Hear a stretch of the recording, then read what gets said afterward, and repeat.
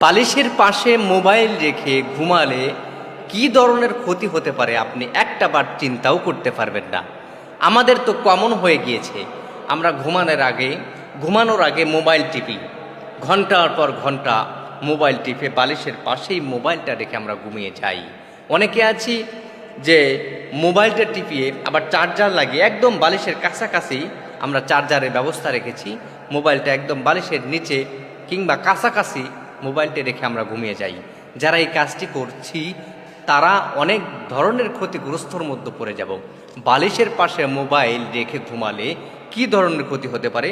বালিশের পাশে মোবাইল রেখে ঘুমালে সর্বপ্রথম যেই ক্ষতিটা হবে সেই ক্ষতিটা হচ্ছে আপনার ব্রেন ধীরে ধীরে স্তব্ধ হয়ে যাবে, কমে যাবে।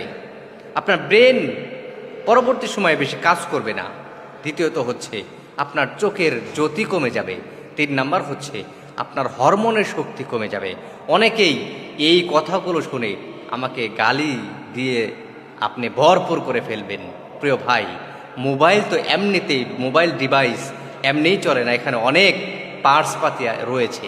এই পার্টসগুলো আসলে হরমোনের জন্য, শরীরের জন্য এবং কি ব্রেনের জন্য, চোখের জ্যোতির জন্য অনেক ক্ষতিকর। আপনি একবার রিসার্চ করে দেখেন।